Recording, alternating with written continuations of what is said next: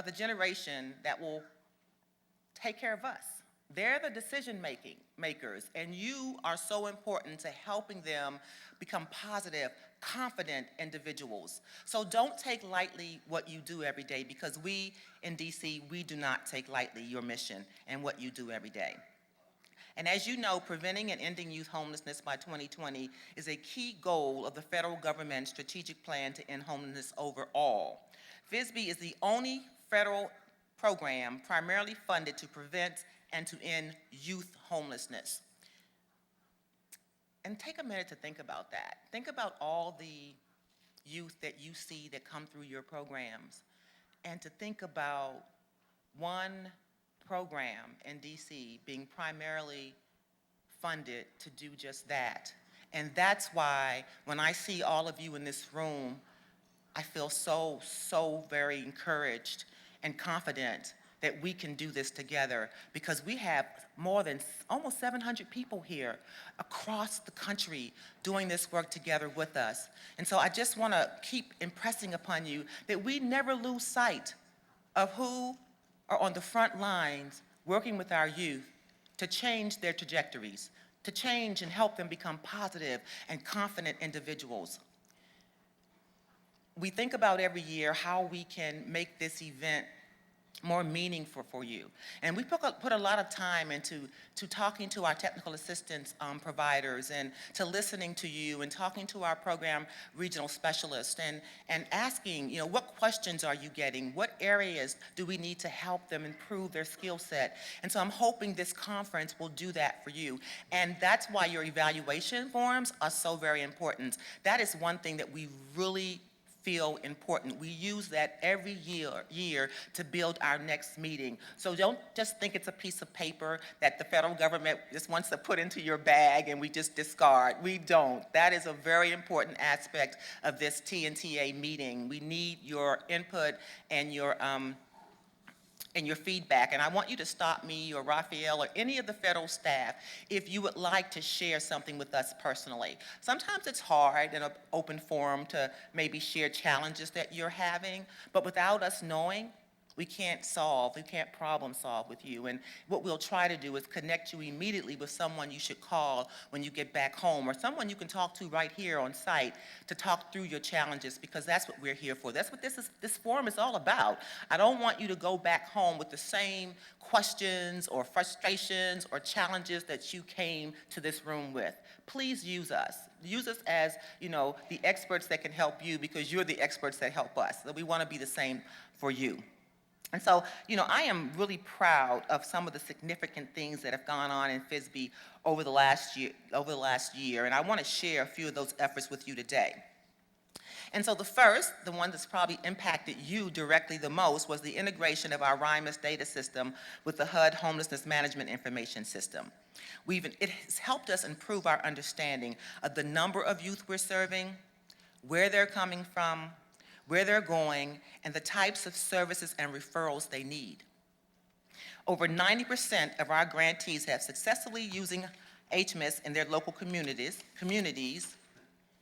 and initial findings indicate that RHY programs have served at least, and really more, but this is the number that was concrete right now, over 30,000 youth in FY 2015. So we want to give you, applaud you. That 90% is very impressive. I know we had many challenges the first quarter, but we worked through those challenges, and 90% input into the RHY HMIS system is something that you should be really proud of. You are helping us problem solve and to be able to demonstrate our program's effectiveness for the legislators, and that's what you need to do as well. You need to educate people about the challenges that you're having out there, about the number of young people that come through your centers every day. I don't think there's a great awareness of that all over the country, about how many homeless youth out there are seeking services, and there's just not enough human resources or financial resources to effectively support all of the youth that are coming through. And the next thing we've done is we've built capacity. We continue learning about what works to keep young people safe and housed and to get them off of the streets. And we share this information with our federal partners and with all programs that serve young people. Hopefully, you've seen the evidence of this when working with your local COCs. Hopefully, you will see the evidence of this with the funding opportunity announcements that come out from our federal partners. We're very proud of our partnerships with HUD. You'll see their NOFA coming out at the end of this month, and you will see very specifically and definitely the youth focus that we haven't seen in the past. So I want to thank you for that as well. I know they have reached out to many of our organizations to try to build their knowledge about how to best serve youth and to bring awareness. And so I want to thank you for giving them your time. And whenever you get calls from federal partners at the local or the national level, please take a moment to bring awareness and to educate, because they see you as well as the experts out there in the field. We've also encouraged a coordinated community response to respond to the unique needs of homeless youth. And the most important thing about that is that the RHY programs are at the table. And I think you can applaud yourself for that. You're at the table, you're being asked how to best and effectively serve young people, and the COCs see you as experts now, and they want you to give them your expertise and your opinions about how they better provide a coordinated response. We've also strengthened our coordination overall. We have strengthened our federal partnerships with HUD, the Department of Ed, the Department of Labor, to better understand the myriad of services that impact runaway and homeless youth. We have come so far and are actively participating in numerous work groups. To give you a few, we're involved in the WIOA work group with the Department of Labor. We understand that employment is a significant and major support that our young people need, and they understand that as well, and they have sought out FSBE for recommendations on how they best serve young people in the local communities. We are working with the Interagency Youth Homelessness Work Group, which is a federal interagency work group across several different programs.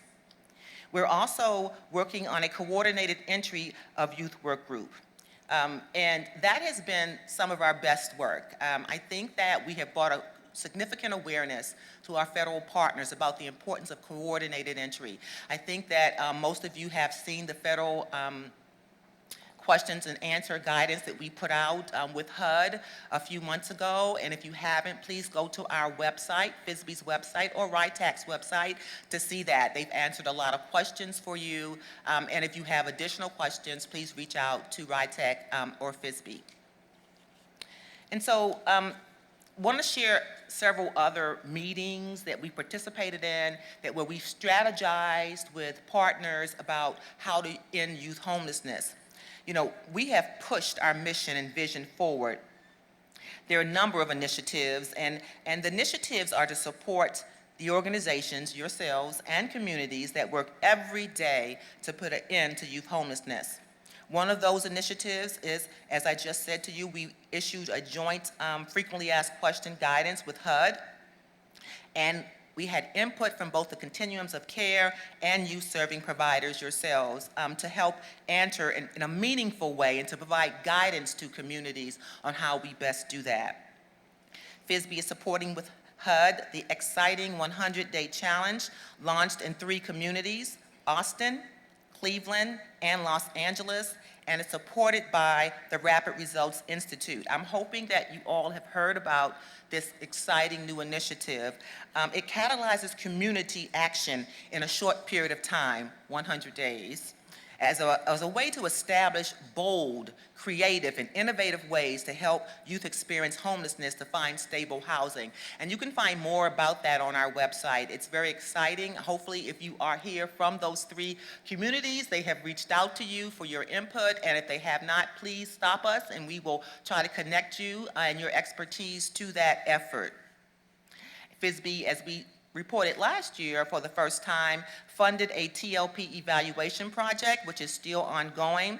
We're learning more about how we best work in the field to serve LGBTQ youth and youth transitioning out of foster care, as well as looking at how our programs are serving our young people. Are we serving them in the most effective way?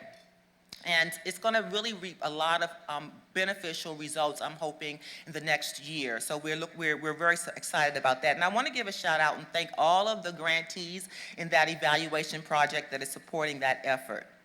FSBE also is partnering with the American Bar Association's Commission on Homelessness and Poverty to develop strategies to improve outcomes by addressing various legal barriers and identifying gaps in legal services for youth who are homeless. You know, the information we received from many of the providers at that meeting was very, very valuable, and so we thought it was so valuable that we have a session later today that will address meeting the legal needs of runaway and homeless youth, and they are going to share some strategies about legal advocacy and policy. FISB also participated in the White House policy briefing on youth homelessness with the United States Interagency Council on Homelessness and the True Colors Fund. Leaders gathered across the whole country to talk about and strategize solutions. So I want you to know that this youth homelessness challenge is very visible now. It's being lifted up at the highest levels to figure out how we best do this. We have a really lofty goal of ending youth homelessness in 2020. So we understand at the federal level that it's going to take more than just FISB. It's going to take private partnerships and public partnerships to make that happen. And last but not least, you know, FISB also participated in a meeting at the White House with philanthropic organizations to discuss their role in ending youth homelessness. We had over 30 people, 30 organizations, including the Rakes Foundation and KC Foundation, to talk to us about what their role is. It was so inspiring and so encouraging that they're reaching out to us now to say, how do we help you at the federal level end youth homelessness? So there's been a lot of things happening at FISB this year, and I'm hoping that you'll see the fruit of that with your work in the next couple of years. And of course, as I said earlier, each of you play a very significant role in this ambitious goal to end youth homelessness by 2020. You address the unique needs of homeless youth in your care. For example, those who are victims of human trafficking, or LGBTQ youth who were rejected by their families, or foster care youth who've aged out of the system, or young people from other parts of the world whose culture may not be readily understand, that we readily not understand. Every day you work to make sure youth are listened to, respected, and you help to build confidence in our young people so they believe in themselves again. We appreciate you. We encourage you to get to know your fellow grantees over the next few days to discuss ideas, to share best practices, and help strengthen one another in the process. And if we had time, I would ask our federal staff to applaud you. So could you please do that at your tables? We want to applaud the work that you do. Thank you. Thank you. Now it's my pleasure to introduce, and also I'll say my honor, to introduce Rafael Lopez, the Commissioner of the Administration on Children, Youth, and Families, and the Acting Associate Commissioner for the Family and Youth Services Bureau. And so this introduction is a little bittersweet for me because it's probably the last time I'll have the opportunity to introduce Rafael. You know, my experience with working with Rafael has been a manager who has been supportive, who's been a mentor to me, a coach to me, a trustworthy leader. He has always seen FISB as a valuable partner at the table. It did not matter that our dollars for our program is much less than the child welfare program. He's always asked about the expertise and the knowledge and what FISB can bring to the table. We've always felt like an equal partner, and I have not always felt that way over the 9-10 years that I've been at FISB. So I'm going to miss Rafael. And I just hope and pray that our next commissioner gets it like Rafael gets it. He understands the system and the problems and the challenges that you have. And he's worked every single day to try to come up with solutions to address those challenges. So just a little bit about Rafael. He's a very humble person, so he hates when I give long introductions of him, so I will honor him this time. Usually I don't, but today, since it might be the last time, I'll honor his wishes and give a very short introduction, just to give you a flavor for all the experience Rafael brought to this position. He's a results-driven leader with experience in helping complex organizations in the public and social sectors. He has served in numerous roles focused on improving the lives of children, youth, and families, and communities at the local, state, and national levels. Prior to his nomination by President Obama and confirmation by the U.S. Senate as Commissioner of ACYF, He served as a senior policy advisor at the White House Office of Science and Technology Policy within the Executive Office of the President, and also served with the Domestic White House Policy Council. He served in the position of Associate Director at the Annie E. Casey Foundation, a private national philanthropy devoted to developing a brighter future for millions of at-risk children, and also served as the president and CEO of the Family League of Baltimore, where he was a member of the Baltimore City Mayor's Cabinet.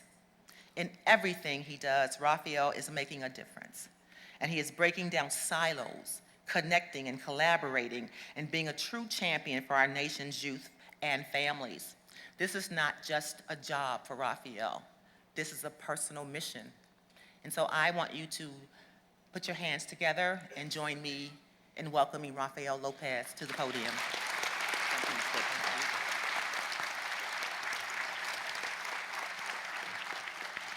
Thank you, Debbie.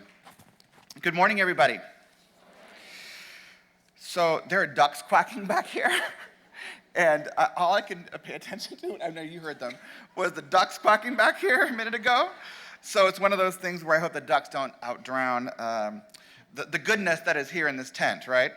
A couple of things that we want to do to frame up this period of time in transition. So first and foremost, I want to thank Debbie for her leadership, and as well as all of the RHY staff here from all 10 regions in the country and all of the folks in the central office. Can you wave your hands if you're here, and our contractors who are also here? There are many of you here in the audience. As you are seeing those folks who waved their hand, I was reminded of something that my colleague Risa Matthews said last night. There was a staff meeting of many new RHY staff that have joined, mostly in the regional offices and some in the central office.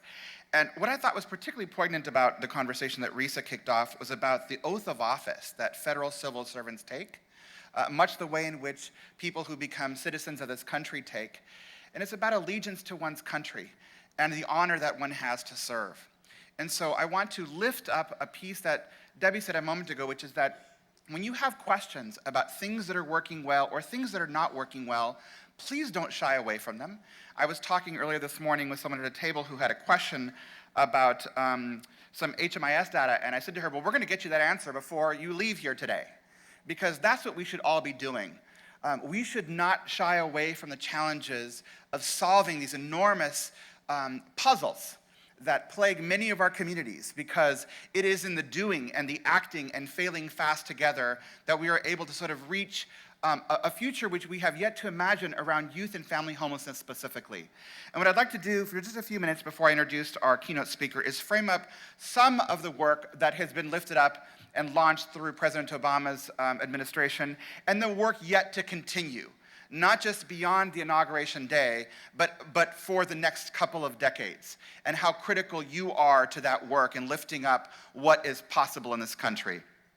So first off, as the Administration for Children, Youth, and Families, we are responsible for two major bureaus. You are very familiar with one of them, the Family Youth Services Bureau, squarely grounded in providing funding, resources, and policy and technical assistance around adolescent pregnancy prevention, runaway and homeless youth programs, and domestic violence prevention. But the other arm of that is the Children's Bureau, the federal government's oldest child welfare serving agency, founded in 1912, responsible for the well-being of children in the country. And it has been a trailblazer in coordination with FISB about thinking about how we might better integrate our work, because it is not in the divisions and silos that we are uniquely structured in DC that work gets done. It's in crossing those boundaries and building those bridges with you on the ground where the actual work gets done.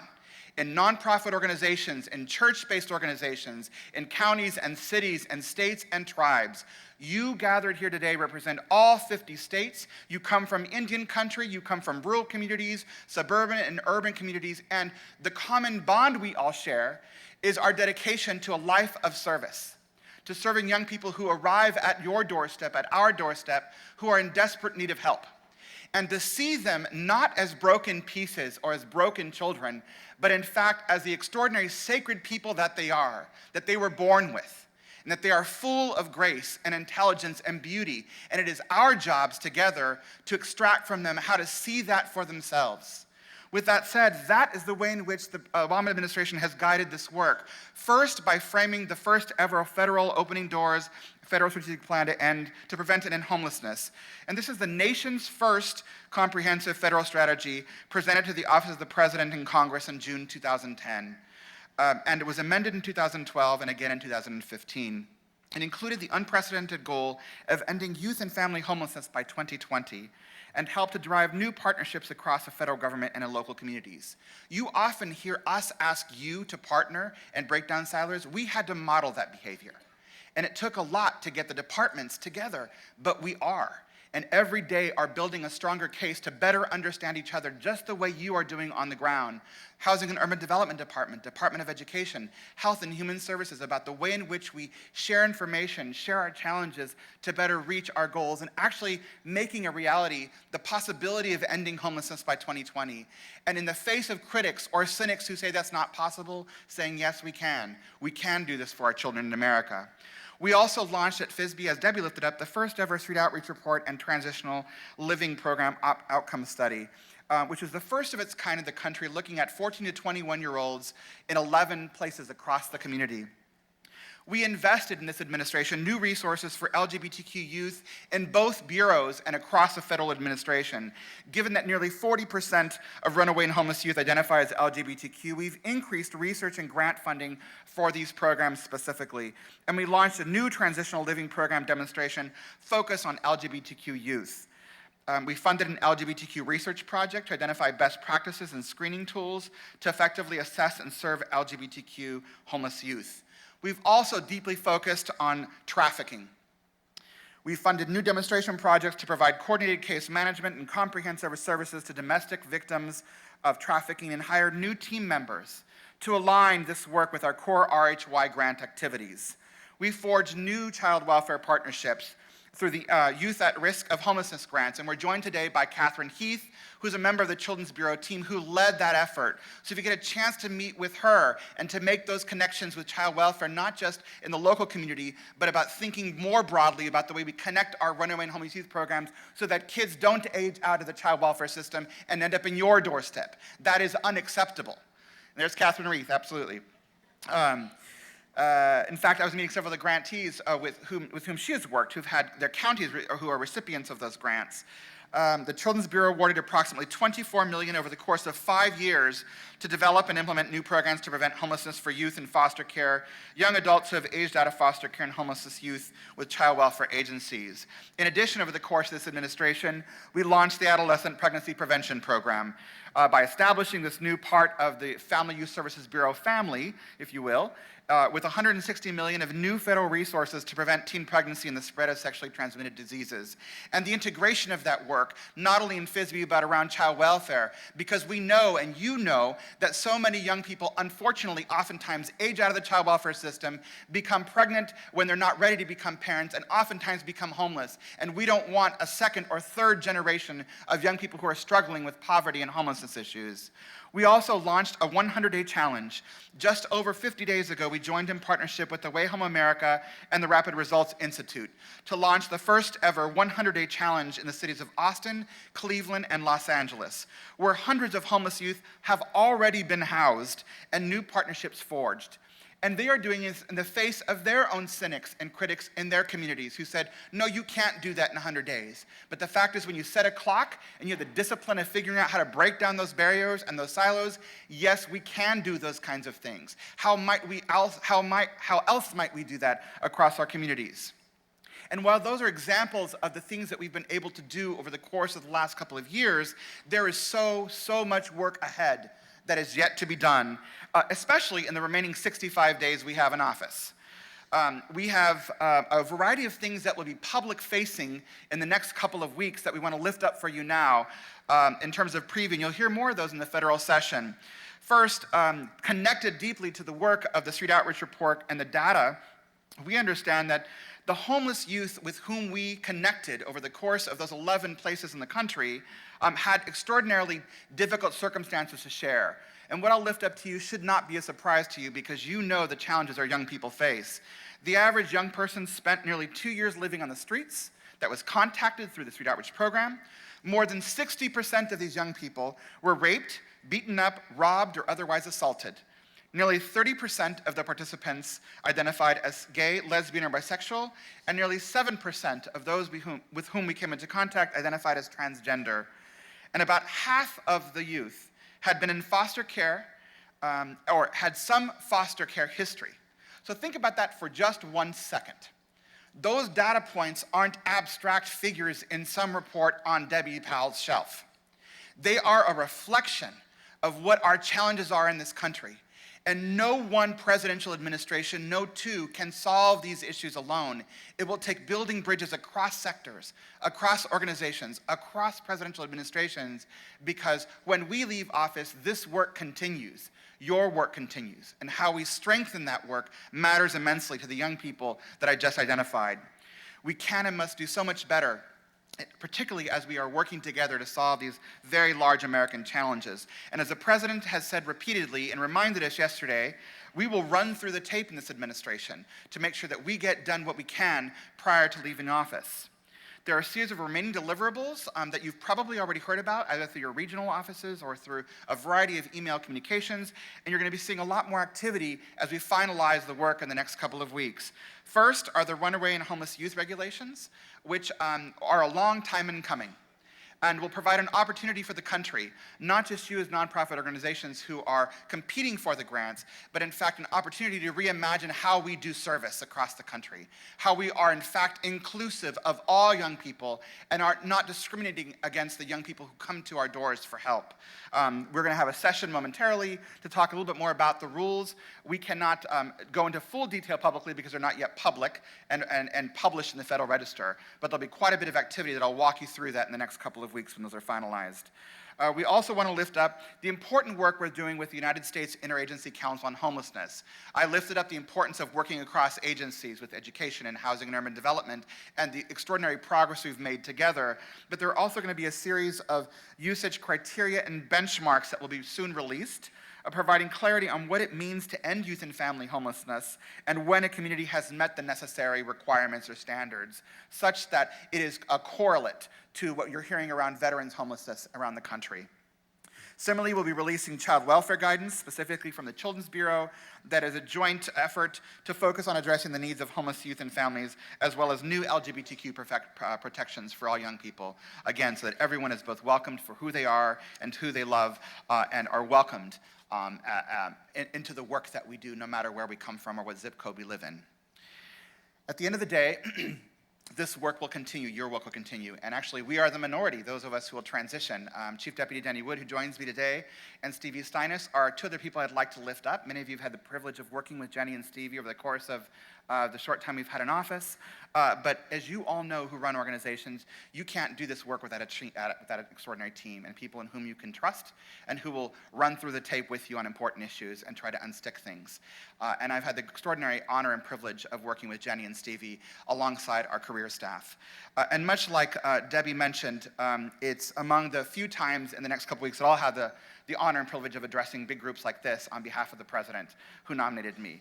And it has been an extraordinary personal and professional privilege because at the end of the day, he nominated someone who struggled to be able to figure out how to find a place in life given the challenges that he was presented.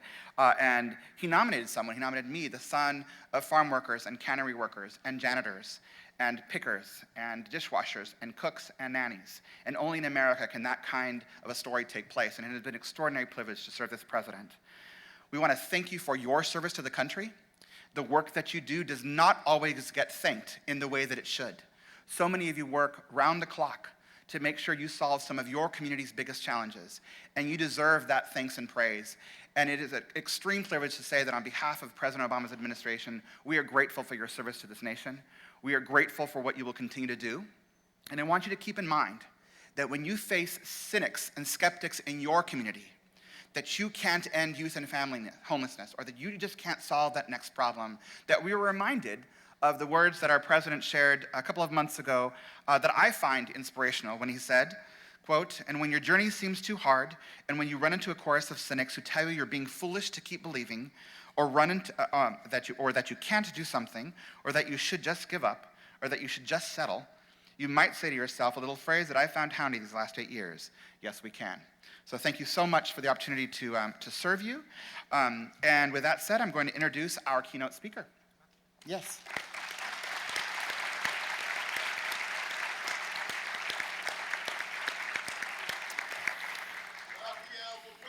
Oh, yeah, right. Couple things before I introduce Dr. Ginsberg, whose bio is also in your booklet.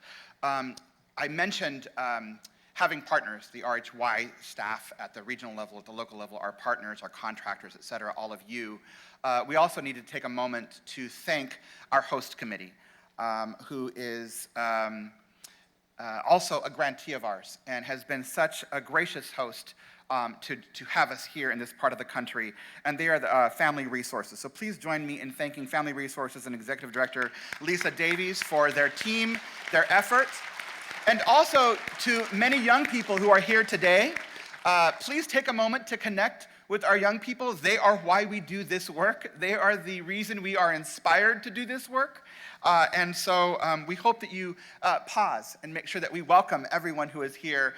Sometimes when young people are outnumbered, it feels a little awkward, so make sure that we do our due diligence in making sure we say hi and welcome everybody. With that said, we have the great privilege of having a distinguished guest with us today who's going to help us rethink and reimagine the connection of our work to a much broader framework. Dr. Ginsberg is a pediatrician specializing in adolescent medicine and is professor of pediatrics at the University of Pennsylvania School of Medicine. He also serves as the director of health services for Covenant House in Pennsylvania. Dr. Ginsberg practices social adolescent medicine with special attention to prevention and the recognition that social context and stressors affect both physical and emotional health. He has authored more than 120 publications and serves as the co-editor and contributor to the toolkit Reaching Teens, Strength-Based Communication Strategies to Build Resistance and Support Healthy Adolescent Development. The toolkit is currently being incorporated into Covenant House agencies in 6 nations around the world. Please join me in welcoming Dr. Ginsberg.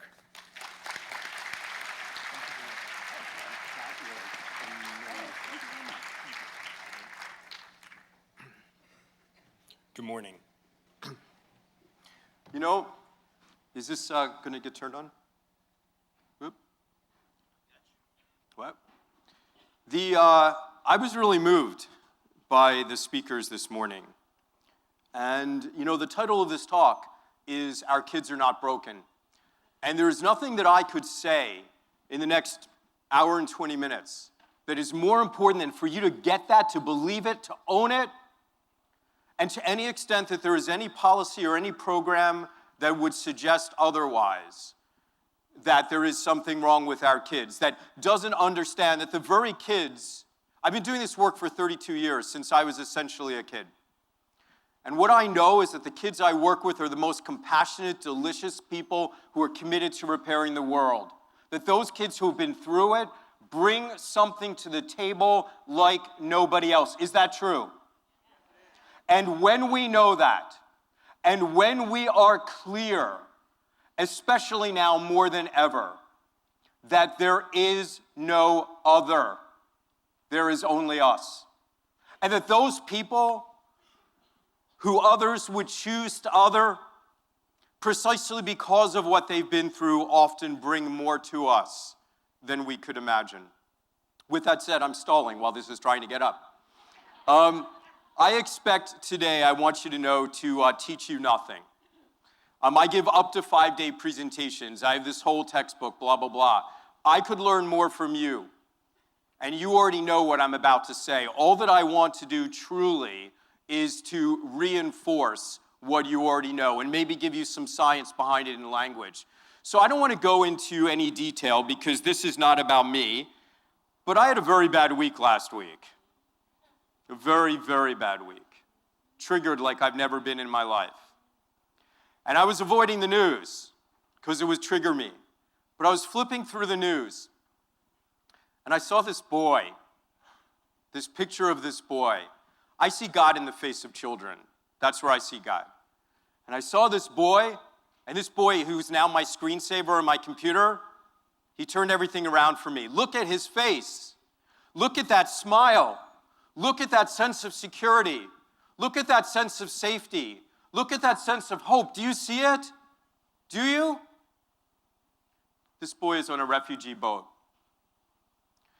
And this boy, why is it that this boy who is crossing the waters to try to survive, why is it that this boy has the glee and the hope of childhood that every child should have? And the answer is you look at the adults around him. If you get that clearly and intensely, that what makes a difference in kids' lives is that the adults in them believe in them without condition, that they give them a sense of security, that it's love. And that when we give that, when we surround a boy like that, even on a refugee boat, with what adults are supposed to do for kids, they rise to be their best selves. And does that protection of love go away in adolescence? Does it? No, it's what we do. So today, what I want to do in our objectives is we're going to tie together three models, three foundational principles: resilience, youth development, and trauma-informed practice. The vast majority of this talk is about trauma-informed practice. But why do we have to bring in these other models? We have to bring in these other models because if one of the things we're going to learn in trauma-informed practice, which you likely already know, is that you're supposed to change your lens from what's wrong with you to what happened to you. And as a result, you might want to become extremely sympathetic and incredibly empathetic, which you should. But you also might want to give that kid passes. You might want to say, well, gosh, things have happened to you, so here's another chance. Here's another chance. Here's another chance. It's not that I don't believe in giving kids chances, but the worst thing you can do is lower your expectation for a human being because they've been through it. It's the worst thing you can do. Then you become one more chain in the link of oppression and marginalization when you lower that standard. We hold every kid to the highest standard, which is why we have positive youth development there.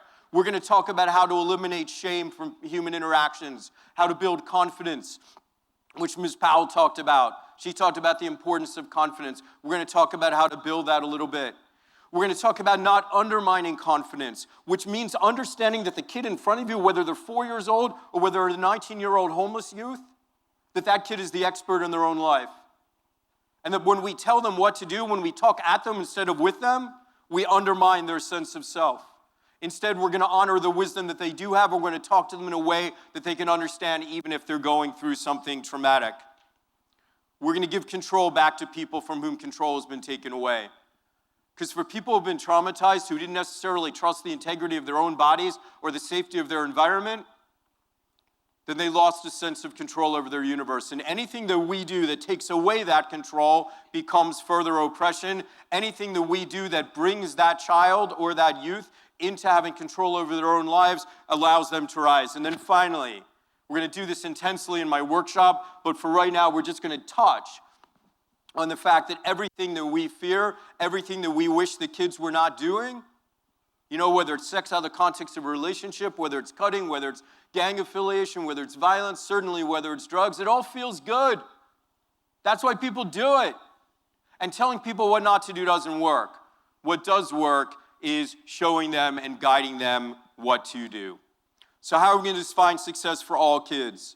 Drawn from the positive youth development movement and other movements. All kids, meaning the emphasis is we've got to have the same standard for all kids. We can't say, well, now you've been through it, so it's good enough for you not to do drugs. No.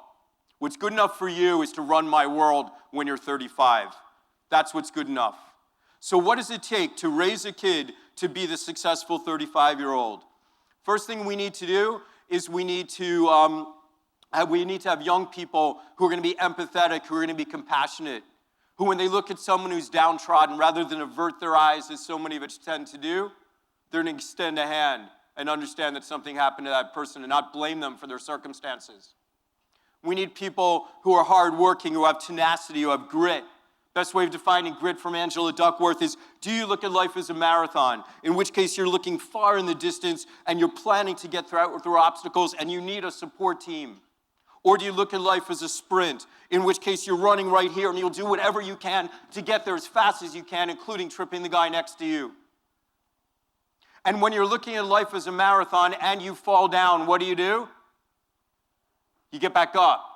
If you're looking at life as a marathon and you fall down, what happens? The game's over. No, I'm sorry, if you look at life as a sprint. I said it wrong. You said it right. If you're looking at it as a sprint and you fall down, then the game is over. What else do we need? We need kids who are creative and innovative because all the best ideas, they haven't been thought of yet. We need kids who are going to be collaborative, who can work with other people. We need people who can take constructive criticism because the most important variable in the workplace and whether or not you're going to make it is whether you take criticism as an attack or whether you take it as affirmation that you're worth improving.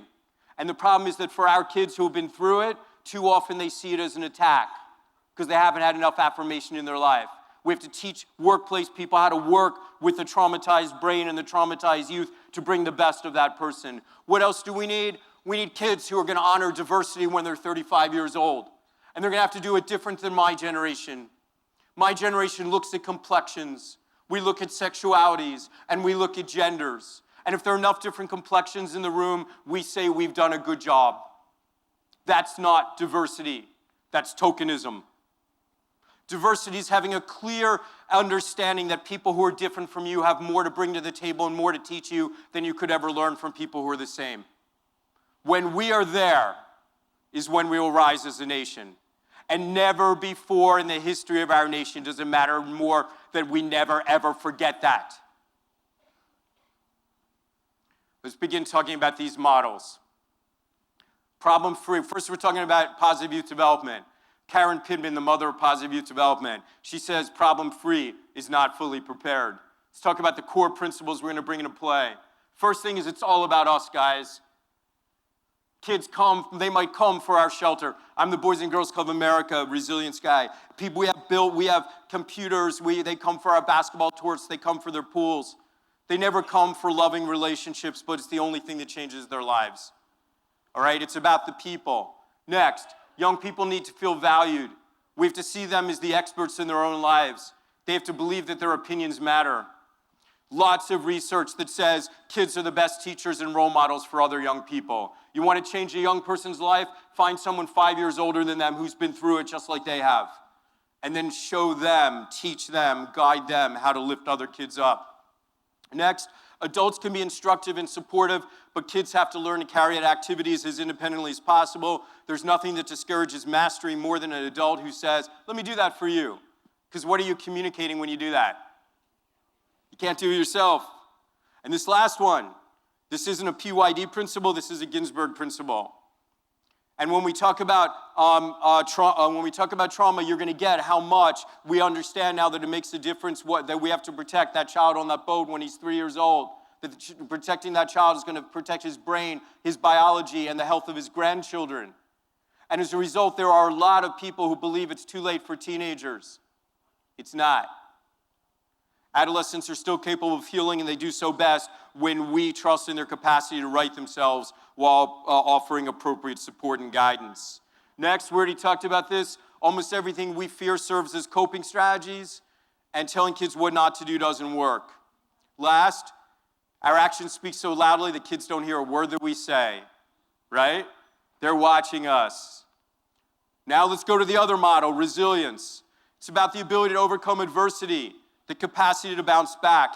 It's a mindset. It's about how you think. To understand resilience, you have to understand the biology of stress. We all come from the jungle. That's where we were 50,000 years ago. Here I am in my jungle chair. What am I supposed to do when I smell a tiger?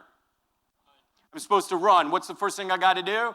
I got to jump, right? Where do I need all the blood right now when I smell the tiger? Where do I need that blood? It's all about the butt. The butt is the jumping muscle, right? It's why you get butterflies when you're nervous. Why do you get butterflies when you're nervous? Because after you've eaten a meal, 50% of your blood is in your gut, and you need it in your butt if you're nervous. So butterflies literally is the blood going whoosh. Isn't that cool? And then your heart beats fast, right? Why? So you can pump that blood, and then you sweat. Why? So you can cool off while you're running. And then your pupils get big. Why? So you can jump over the log even if it's dark out. You breathe fast. Why? So you can oxygenate that blood while you're running, and you can't think clearly at all. Why is that? Because you're not supposed to turn the tiger and say, listen, is there any way we can talk this through? So the mindset of resilience begins by understanding what is a real tiger and what is a paper tiger. That's how it begins. If you can't, have you guys seen the movie Paper Tigers? Yeah, so it's named after this slide. All right, so the point is that you have to be able to work with a kid to be able to have them tell the difference when there's a real emergency and when there's not. Because if you can't tell the difference, then you're never going to be able to solve a problem because you can't think. Resilience is not invulnerability, you know? So I don't know you, but there's 700 or so of you in the room, and all of us have the same kind of experience. We have a job where we go to a cocktail party, someone says, oh, so what do you do? And then you tell them, and they go, bless your heart, and walk away. All right? But what we all have is a right to be here. We've all earned that right. All right? Commissioner Lopez implied that, he earned the right to be here. All right? My ACE score, which you'll understand in a few minutes, is 0. But I spent the entire age of 17 thinking about how to kill myself. The entire year was planning suicide, though I never did it. So who did I go to for help, do you think, in 1979? Nope. Jewish. What? Nope. Any other guesses? Nope. Nobody. Because it was 1979, and it wasn't cool for me to have the breadth and depth of feelings that I was having. What has the rest of my career been? It is about taking away shame and stigma from the help-seeking process.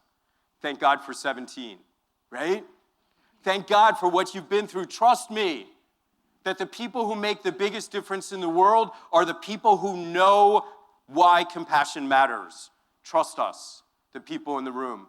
But never forget this. This could be the most important slide, is that, I'm going to say that a lot probably, but that resilience has its limits. You could do everything I say. I could move into your house, and I couldn't guarantee that folks will be resilient. And so what happens? We know when kids are depressed, when they look like adult depression, right? When they have those vegetative symptoms of being exhausted, of smelling, of not being able to take care of themselves. When they're even sad, we don't miss those kids. We don't miss sad kids. The kids we miss are the fully 50% of adolescents who present with the adolescent way of depression, but different than adult depression, which is rage. It's irritability and rage, and right there in that red bullet represents the school to prison pipeline. That's it. It is the fact that we are missing that kids who have been through it often present out in rage because they're sad and we treat them as if they're bad. All right? Here's the bottom line of resilience. I can tell you everything you need to know while standing on one foot. The kids who make it are the kids who've had at least one adult who believes in them without condition and who holds them to high expectations. All right? What does it mean to believe in a kid unconditionally? Is that like, it's okay to do drugs, darling? Is that what unconditional belief means? It means I'm not going anywhere. I'm not going anywhere. That's what it means. All right? And to hold to high expectations. Is that about grades or about trophies or about scores? No. It's about knowing a kid. It's about knowing who a kid really is. What is love? Love is seeing a person as they deserve to be seen, as they really are, not based on the behavior that they might be displaying. When a kid is seen, it is the most protective thing in their lives. I have two 21-year-olds. Let me tell you who they are. They're the girls who, when they were 4 years old, didn't let us turn off the lights during the summertime. Why? Because there were moths hanging around the lights and they were worried about them. How would they go outside? They called a family meeting as 4-year-old girls to come up with a plan, which was to turn off the inside lights, turn on the outside lights, and walk the moths out with flashlights so they could be with their moth grandmas. That is how delicious my girls are. And the fact that I saw that, the fact that I know who they are, is the most protective force in their life, and that is the most protective thing we can give every young person. That's it. The rest is commentary. But we still got another hour, so let's keep going. All right? 7 C's of resilience. This is the American Academy of Pediatrics model. This is mine. It's largely stolen from the youth development folks. First thing we need is confidence. This is something that Ms. Powell talked about. She so eloquently and pointedly pointed out the importance of youth having confidence. Absolutely. But confidence does not come from showering praise on kids. Confidence does not come from telling every kid they're special as a butterfly, he's unique as a snowflake. It doesn't come from sitting at the bottom of the sliding board and going, Tommy, look at you. You're coming down. You're smart. You're so brave. You're so handsome too, without ever giving credit to gravity. That's not what builds confidence in kids. What builds confidence in kids is seeing their competencies, seeing and building on their competencies. Next, connection we already talked about. There is nothing more protective. That was scary. There's nothing more protective for human beings than connection. Character, having an understanding of what is right and wrong. Without a doubt, the most important thing, or a very important thing to raise kids with. Contribution, tikkun olam, to have a commitment to repairing the world. Why? Because the ultimate act of resilience is to turn to another human being and say, brother, I need a hand. The guy who survives is the guy who reaches. Do you know that? Right? What is it that's going to allow you to reach without shame or stigma? It's knowing that there's no pity in the room. Where do you learn that? There's no pity in the room by reaching. You learn by giving service. When you give to others, when you lift them up, you learn that it feels good. And when you learn that it feels good, it means that when you need to receive, you will be able to do so without shame or stigma. But it's more than that. All adolescents are held to low expectations. Adolescents are seen as thoughtless, as reckless, as selfish, right? Minority kids are seen as dangerous. This is poison to healthy development when you understand that the fundamental question of adolescence is what? What is it? What's the big question of adolescence? Who am I? That's the fundamental question. And when the answer is, I am someone who makes other people cross the street, we are raising kids in a toxic environment.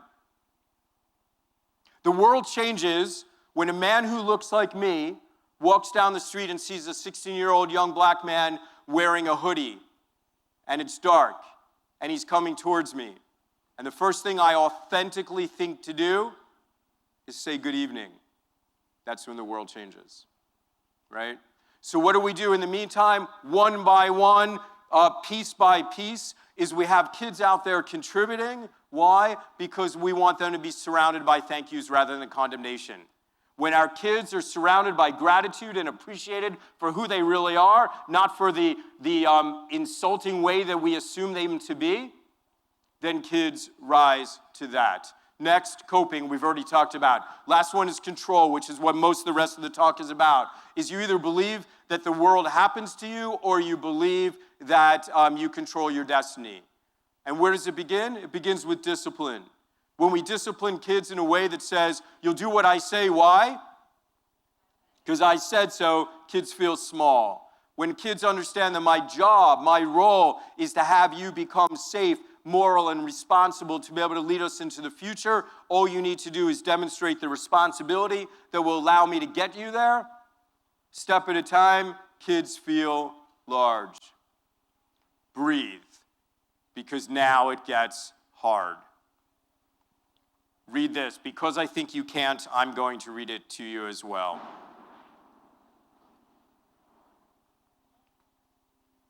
Once upon a time, there was a town built just beyond the bend of a beautiful river. Children were playing beside the river when they noticed 3 bodies in the water. They ran for help, and the townsfolk quickly pulled the bodies out. One was dead, so they buried her. One was ill, so they took him to the hospital and nursed him to health. The third was healthy, so they placed her with a family who cared for her and took her to school. From that day on, every day, bodies came floating down the river, and every day, the people tended to them, taking the sick to the hospitals, placing the healthy with families, and burying the dead. This went on for years. People came to expect the bodies, and they developed systems for recovering and attending to them. Some were generous, and a few gave up their jobs to do it full time. They developed pride in their generosity and their efficiency in body tending. However, during all these years, and despite the effort, nobody thought to go upriver beyond the bend that hid what was above them, and to ask the question, why are the bodies floating down the river? In 2016, we have always known, by the way, that when bad things happen to grandmothers, they were more likely to happen to the grandchildren.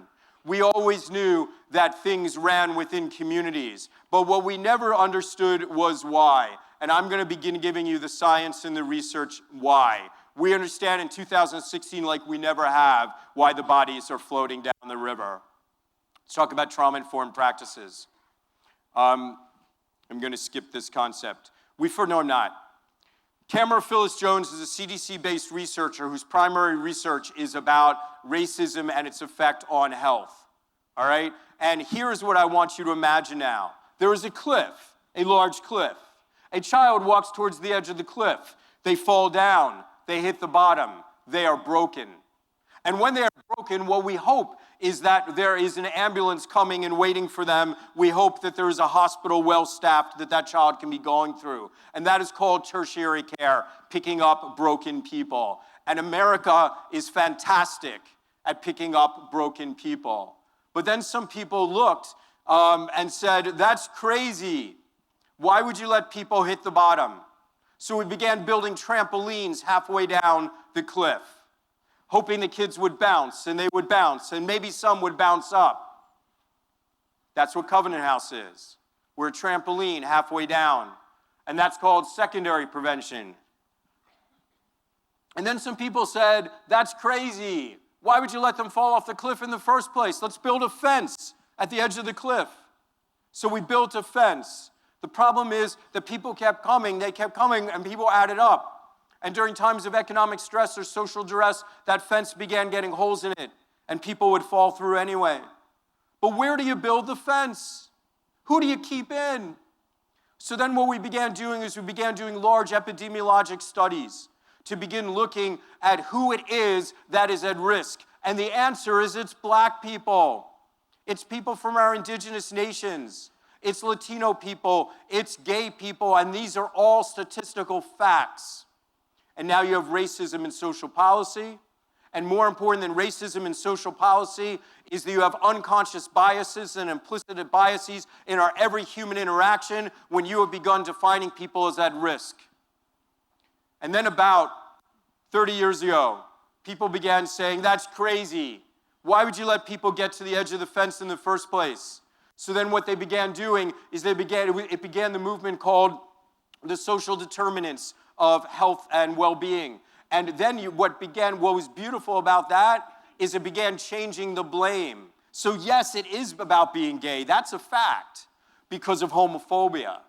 Yes, it is about being black. That's a fact because of institutional racism.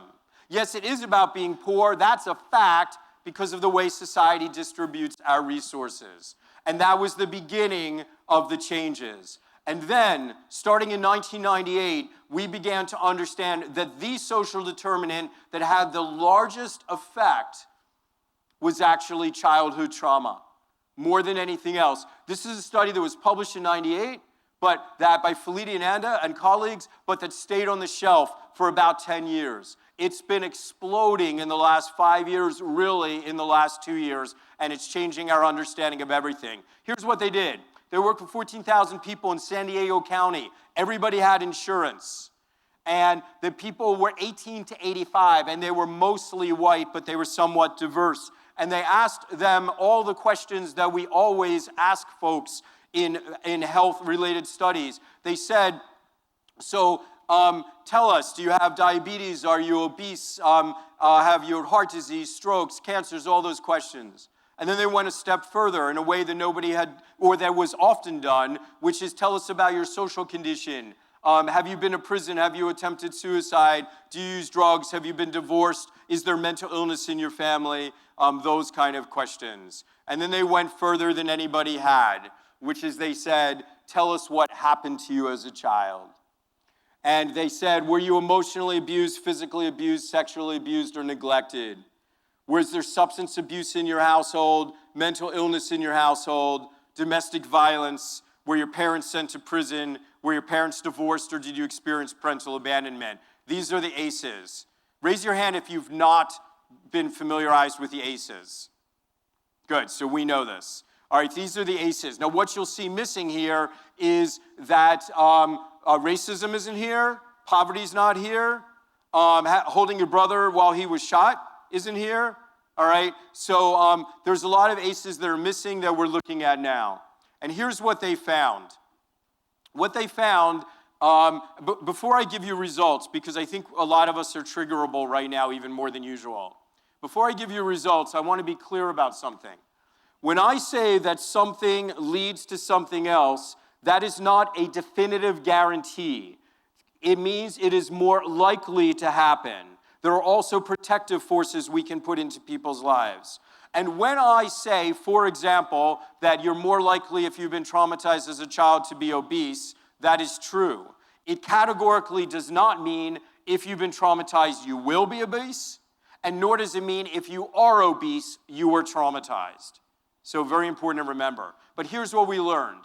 If you were traumatized as a child, what they did, by the way, is they gave each one of these, if you said yes to any of these ACEs, they gave you a score of 1. And then they gave you a score of 0, 1, 2, 3, or 4 or above. So the highest you could score in this study was 4 or above. Let me look at this list. How many kids you serve are only a 4? The kids I serve are 9s and 10s. If you add racism and holding your brother when he got shot, my kids are 11, 12s, and 13s, right? Which means that whatever I'm about to say is less accurate. In other words, the volume is turned down. But here's what we learned. We learned that if you were abused as a child, you were more likely to do drugs, have mental illness, go to prison, and abandon your family, 12 times more likely to attempted suicide. Does any of that surprise you? Does it? No.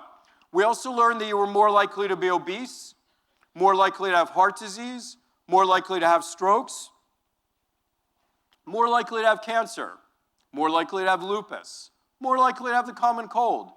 If you were abused as a child, you were more likely to have osteoporosis or brittle bones as an 80-year-old woman than other people.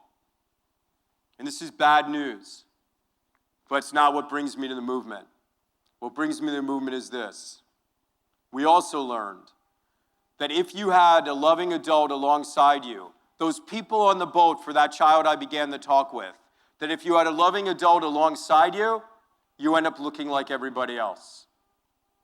Are you curious? And this is what brings me to the movement. I'm a resilience guy. That's why I'm here.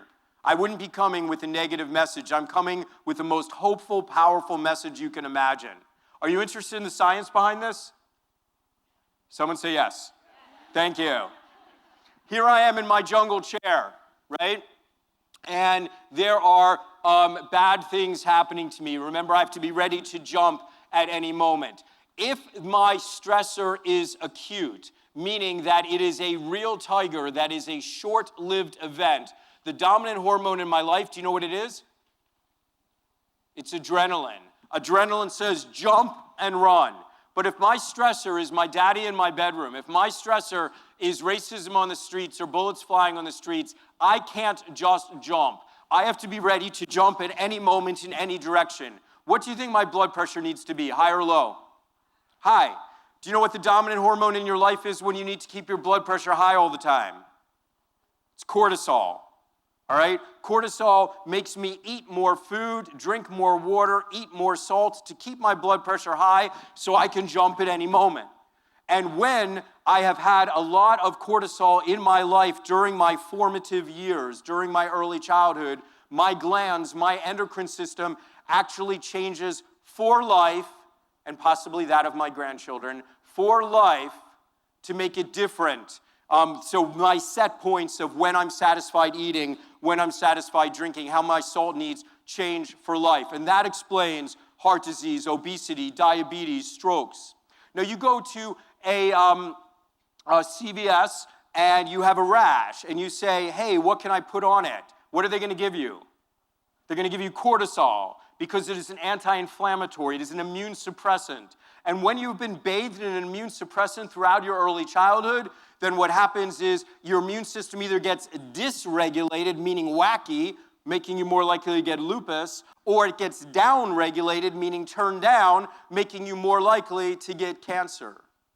So we understand what's happening. Now we're going to move from science, because everything I've said so far is absolute science. We're going to move into a Ginsburg theory. A Ginsburg theory is defined as, makes a lot of sense to me. Why is the grandmother protective? Because when I am in my jungle chair and I am ready to jump at any time, and my grandma says to me something like, don't worry, Ken, if your dad comes home drunk, you're going to sleep with me.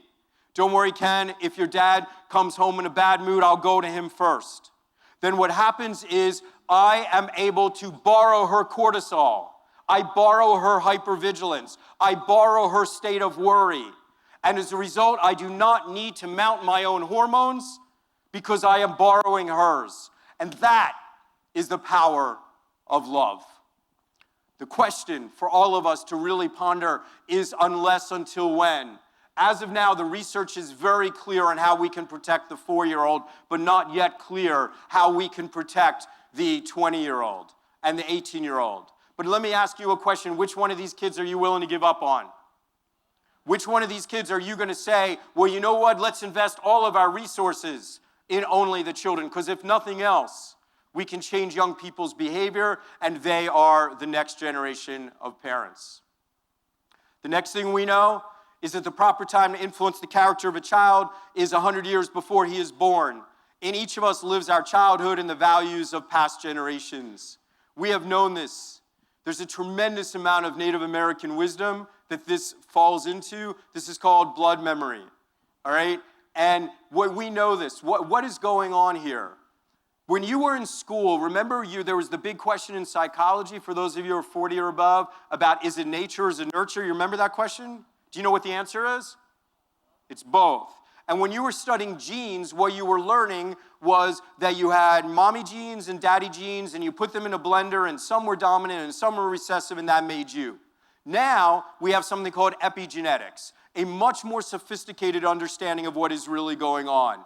And what happens is you have all of the genes to grow a tail.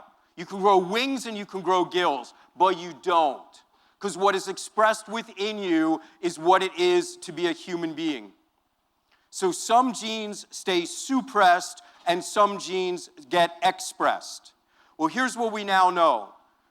As you go through life and you are exposed to your environment, what gets expressed is what you need, right? What you need is what gets expressed.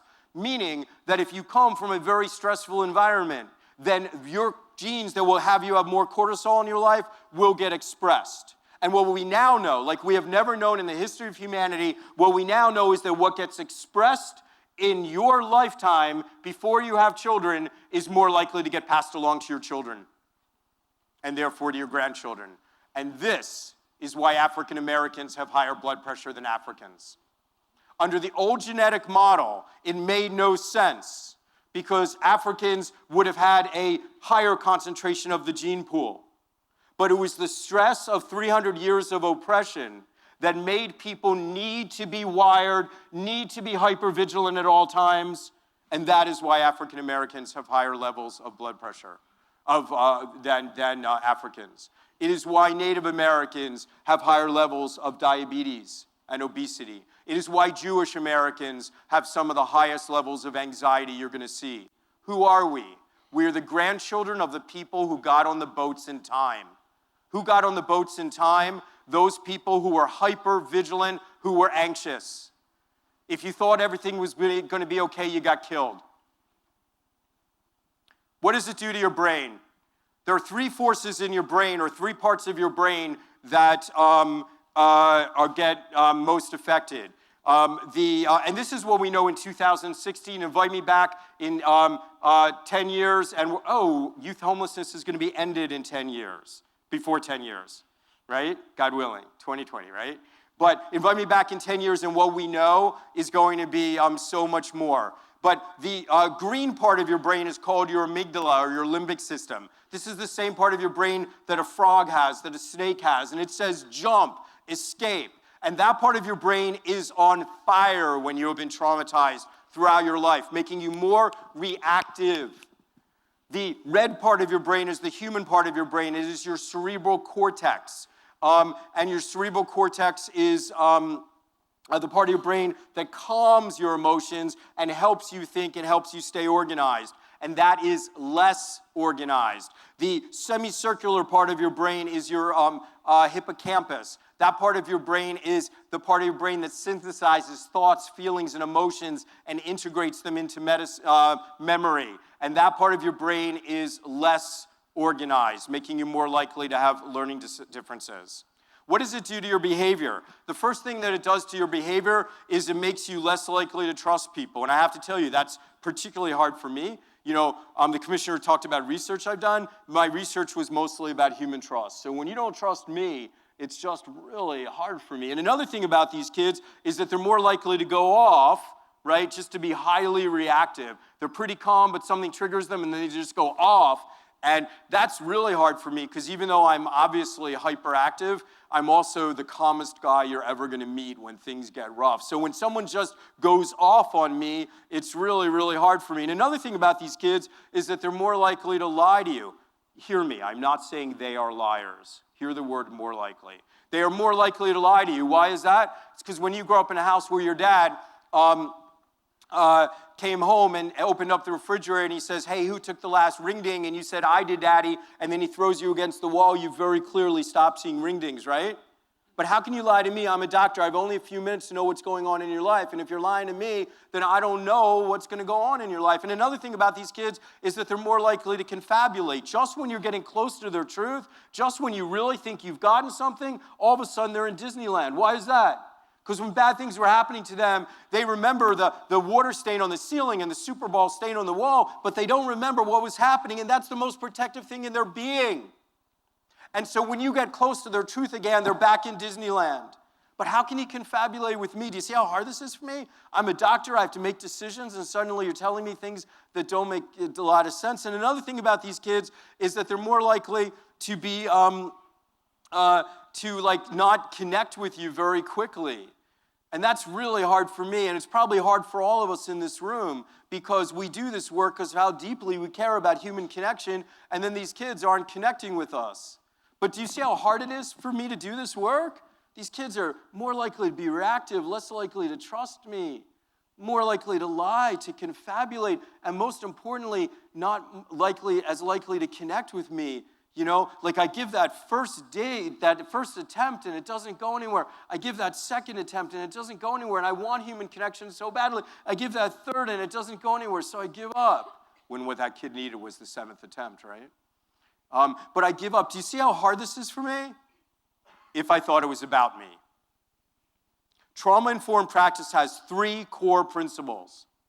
One is knowing what is about you and what is not about you. Because the only thing that heals is love. And if you begin thinking that the behaviors that are negative are oriented towards you, you will become defensive. And being defensive is the first step towards being offensive. And then you lose the capacity to love. Second principle is changing your lens from what's wrong with you to what happened to you. It doesn't mean you sit with the kid and say, tell me what happened to you, because that could trigger them. But it's the lens in which you see people. And the third, and the one that I have most focused my career on, is giving control back to people from whom control has been taken away. Next, trauma does not break kids, nor does it cause brain damage. I'm working now with a national foster care agency, QPI. I know it has a very large footprint in Florida, all right? And they have come to me. Why? Because foster parents are not taking in kids anymore, as teenagers as much. Why? Because they say, I don't want a kid who's brain damaged. So the science of trauma, the science of the adolescent brain is backfiring on kids. We have to be exquisitely careful with our language and not make this another way of labeling kids negatively. I keynoted Indian Health Service National Conference a few months ago, 4-day conference just on trauma, and I begged them not to have trauma be just one more label for Native American kids. Our kids are not broken. But let me tell you something else. Here's the things for you to know. Number 1, predictive is not an absolute determinant. All right? We already talked about that. Number 2, It's how I began this talk while I was waiting for the slides to come up. These kids have a different kind of credential. These kids are the most passionate, loving kids. Think about it.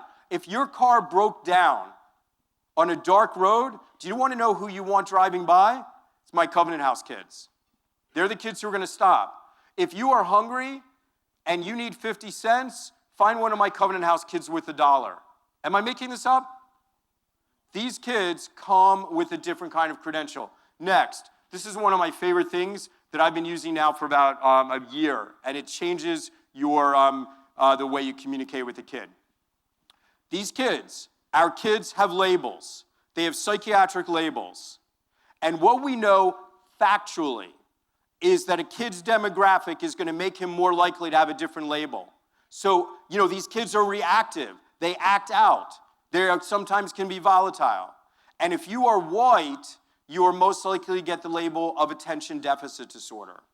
If you are black, indigenous, or Latino, what labels are you most likely to get? Give me our kids' labels. Oppositional defiant disorder, conduct disorder, my personal favorite, intermittent explosive disorder. We are giving these kids labels of brokenness that are wrong. We can now give them psychiatric labels around trauma, but here's the conversation that I have with kids. This is not in my books yet, but you could get this if you want the choreograph from Psychology Today. Another thing, I saw many people taking various pictures of slides. I don't know if you normally give out these slides. Take these slides, use them, teach them, just have the real deal, okay? So, here's the conversation I have with kids. The kids who tell me they're oppositional defiant. The conversation usually begins with, Doc, I have an anger problem, right?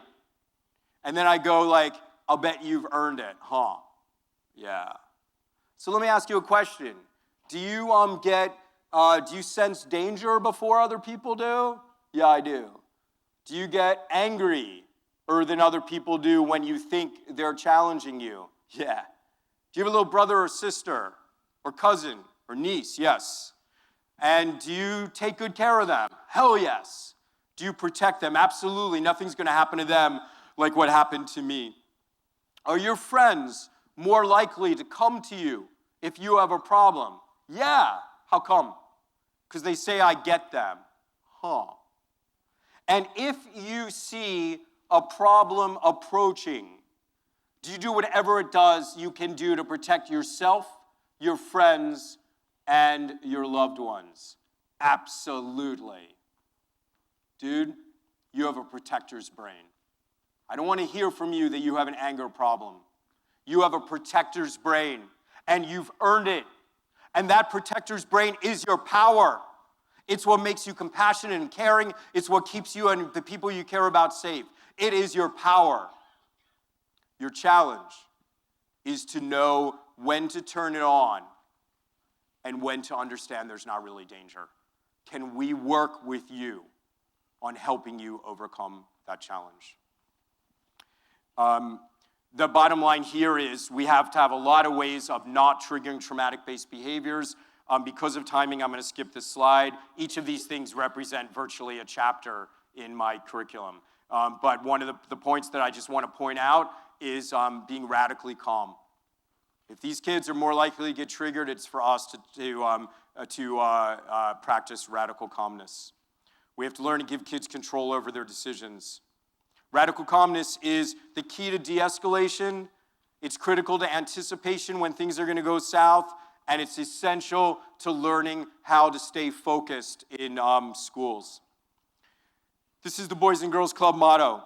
Our goal is to enable all young people, especially those who need us most, to reach their full potential as productive, caring, responsible citizens.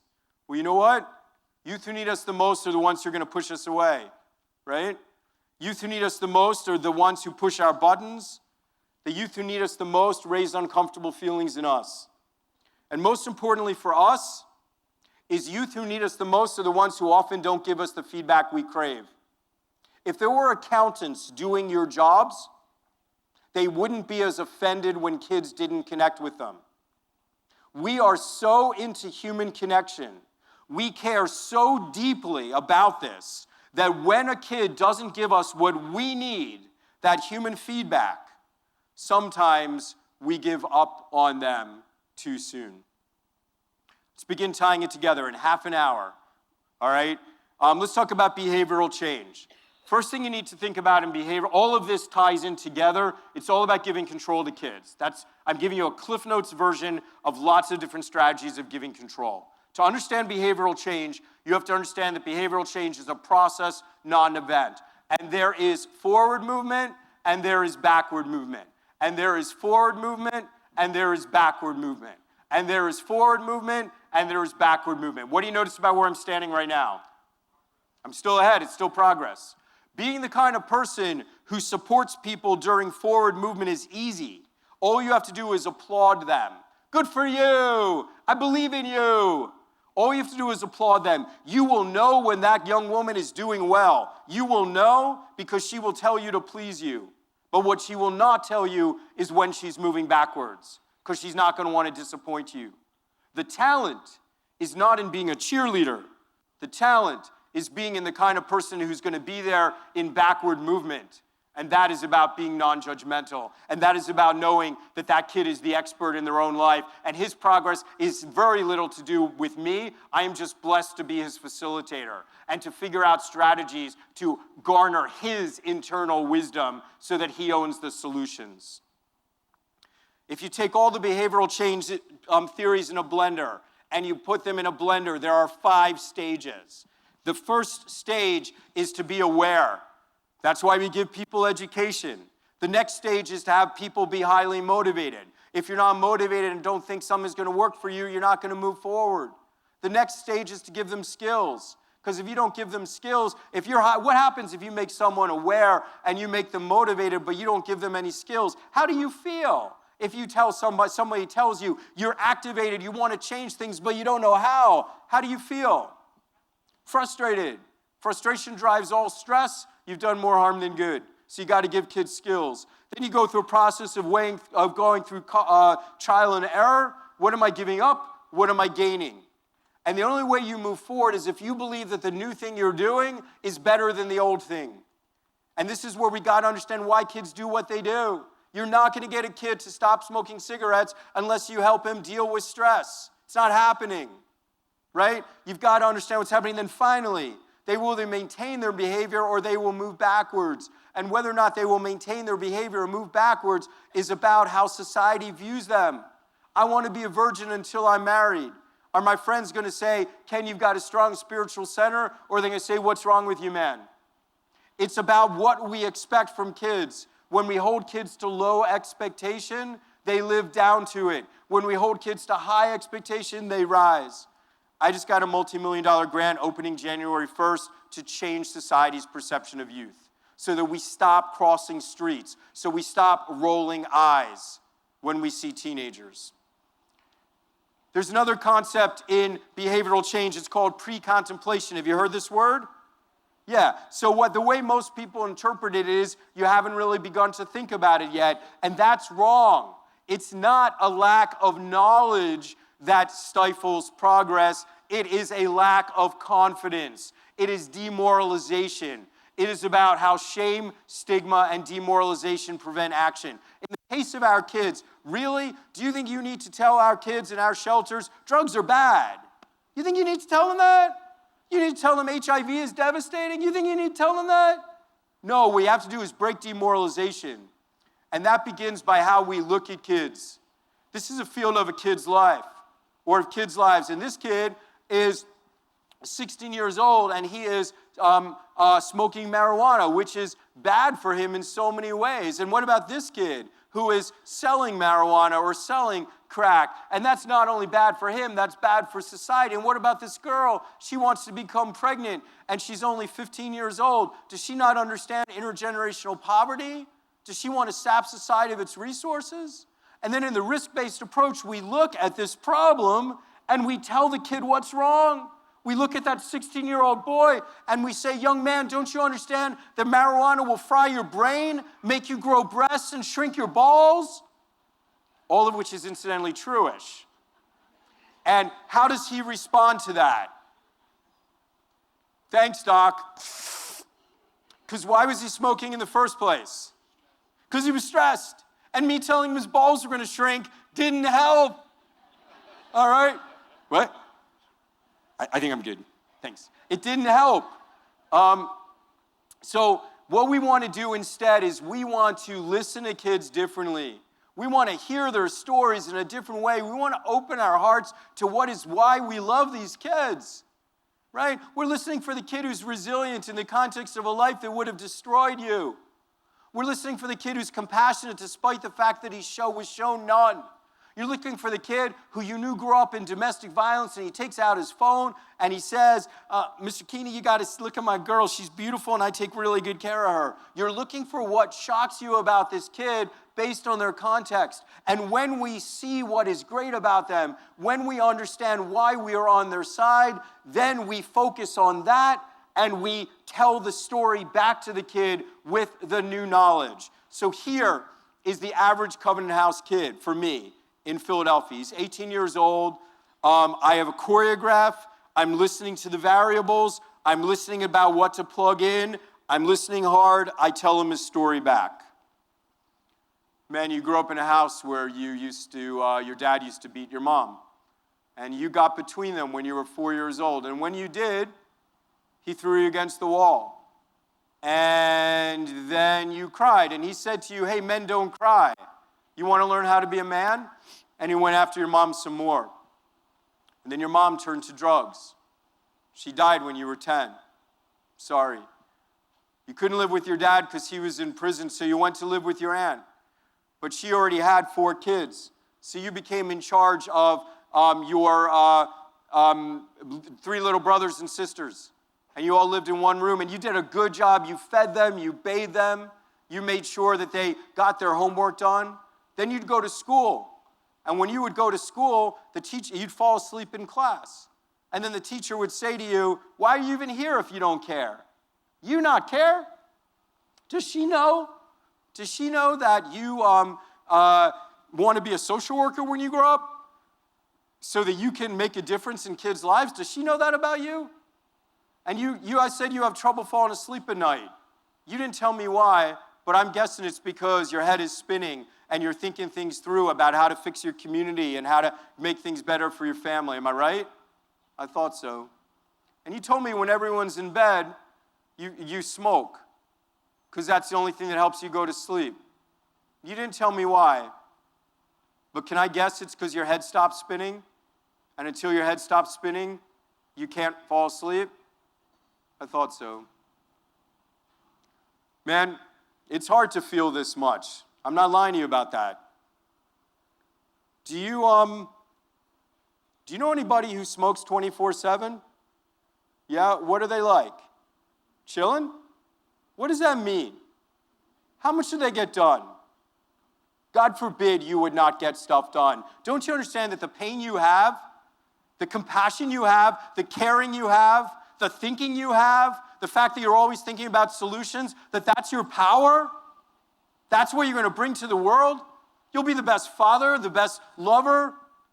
You'll be the best boss, the best colleague. Unless you shut yourself down. Man, is there any way we can work together so we can deal with the intensity of your passion without taking away your power? That's love. Love is seeing someone as they deserve to be seen, as they really are, not through the lens of the behaviors they sometimes needed to display. And when we see kids, that begins to give them a sense of control back in their life, because they're not seen as damaged, as problems. They're beginning to see in all of their beauty. Next, remember, we're loving for reasons beyond spirituality. We're loving to initiate positive change. Let's keep going. Another control mechanism. We got to learn how to talk to kids. We got to honor the existing wisdom they have, and that means stop talking the way adults normally talk. Remember, childhood is concrete thought. You see things as they appear, not complex, not nuanced. You don't understand future consequences of current behaviors. Adulthood is abstract thought, nuanced behaviors, understanding that people can be manipulative, understanding that what I do now can affect the future. I get it as an adult. Here's what you need to know. Number one, is that people who are not necessarily pretty bright, like the lower 10 to 15% of people, will never reach abstract thought. Number two, people in times of crisis, when you're running from a tiger, there's no nuance in your life, there's no complexity, it's all survival. Number three, it is a developmental process to get here to abstract thought. So how do we talk to kids? Oh, and what does that developmental process look like? It looks like brain development, and it looks like things happening to you. But we know when bad things happen to people. We understand complexity of human nature. So what do? We tell kids. How do we tell them? We tell them using a lecture. Don't you know that what you're doing right now, which I'm going to call behavior A, could easily go to consequence B? If consequence B happens, you're more than likely to go to consequence C. I never imagined my little boy doing consequence C. Now I wonder what's between your ears besides cobwebs. If consequence C happens, you're more than likely to go into consequence D. You wouldn't have done consequence D. You never would have considered it if you didn't begin hanging out with Raphael, who's been a bad influence from the time he's met you. If consequence E happens, you're more than likely to go into consequence F, which could easily lead to consequence G, which is more than likely to go, look at me, young lady, when I'm talking to you. That's more than likely to go into consequence H, which could easily lead to consequence I. And do you know what happens if consequence I happens? What happens? You die. What does the kid hear? Womp, womp, womp, womp, womp, die. They understand your condescension. They understand your anger, but they don't understand a word that you said. Why? Listen again. A goes to B, which goes to C. There's several intervening variables that will make a difference to the ultimate outcome. That is algebra. It is abstract. When we speak to people in a lecture format, people who are in crisis, people who are not developmentally ready, or people who are not bright enough, they understand our condescension, but they understand nothing we are saying, and we are not honoring their wisdom, and we're pushing them over the cliff. What we want to do instead is to talk to kids in a way that they get it, got it, own it. So it looks more like you're breaking a concept down, and it looks more like, you're thinking about doing behavior A, I think I get it, but I'm not going to worry, I'm not going to lie to you, I worry a little bit that can go to consequence B. Tell me some ideas to make sure that consequence B is not going to happen. And when they're at consequence B, and only when they're at consequence B, do I take them to consequence C, so that they get it, got it, own it. Do you get that conceptually a little bit? Yes? 14-year-old girl, school-based clinic. She's got a knife, she's in a fight. She has a scleral hemorrhage, red on her eye, blood on her eye. I asked her what happened. She got in a fight. I asked her what made her mad enough to fight. This girl called her fat, but what really made me mad enough to fight is when this girl called my mother a garden tool. I asked her what was going to happen now. And she said, I'm going to kill her. That's why I brought this knife to school. Does she really want to kill her? No, because she didn't expect me to go like, is it sharp enough? Right? So can you imagine the lecture now, though? Hand me the knife, don't you understand? Your life is flying before your eyes. You're going to end up maybe dying early. You're going to maybe kill someone else. You're going to end up in jail, blah, blah, blah, blah, blah, and you're likely to die. Tell me why I'm not going to give her the lecture. Give me reasons not to lecture her. She's in crisis, so it's not going to work. What else? She's maybe going to stop herself if I do the right thing. Give me other reasons. She what? Yes, she's got a knife. Why on earth would I escalate it? Right? So here's what I did. I began drawing out on a piece of paper, and this is called a decision tree. Here's you right now, and I want you to keep your knife in your pocket, but I want you to take this pen and to pretend it's a knife. And I want us to go very slowly so you can think it through. I'm doing 20% of the talking, she's doing 80% of the talking, okay? I'm just putting out ideas. So she goes to stab me, I take it out of her hand, I stab her in the back. So you fight, but she uses her knife first, you're stabbed in the back, you're maimed and left in a wheelchair. Did you imagine this could happen to you? No. But could it happen? It won't. Well, do you know anybody who is in a wheelchair? Yeah, there's this guy in my neighborhood who got shot. Well, do you think he woke up and planned one morning to be in a wheelchair? No, that's stupid. Well, then what happened? I don't know, things got out of hand. But for you, things won't get out of hand? No. Let's do it again. She goes to stab me, and this time I take it out of her hand and I stab her in the heart. What shall we call this? Death. All right? Now, suppose you don't want that to happen. What do you want to have happen? I want her dead. Okay, she's dead. How do you feel? And she says, happy. How long do you feel happy for? 14 years old, what do you think she says? Nope. All day. All day. And I said, what happens the next day? I can't have everything on the slide, it doesn't fit. First thing she said is, I get probation. I said, no. And I sent her to jail for 20 years because it was first-degree murder. And I said, how's your mom feel? And she came to awareness of how sad her mom was. When you're in jail, you can be able to finish your education? No education. When you are out of jail, are you going to get a job? No job. She took it all the way out to dying poor with no family. A little more drama than I would have done because I'm trying not to get in trouble. I'm trying to de-escalate. But is that realistic? A realistic path? You kill someone when you're 14? That's what life looks like. Suppose you don't kill her. Suppose you don't fight. How do you feel? Angry. How long do you feel angry for? All day. All day. And so what we did is we just let her finish school, have kids, and make her mom proud. That's 2 lives saved. Is that brilliant? Thank you. Thank you very much, sir. My point is it's not at all brilliant. Look at that. It's a lecture. Is there anything on there you needed to go to medical school to know? You need common sense. The only thing that you need to know and that you need to teach your staff is how to break concepts down to give people power, to talk to people in concrete ways, in simple mathematical cadence, to map it out in that way rather than algebra, and kids can do the rest of the work themselves. 14-year-old girl, another girl, she is, this is actually my very favorite technique. She wants to be an architect when she grows up, to build buildings for poor kids to keep them off the streets. But she's in a gang run by her 16-year-old cousin, and her cousin has shot and killed 2 people but never been caught. At this point in my career, violence was the thing I was most interested in.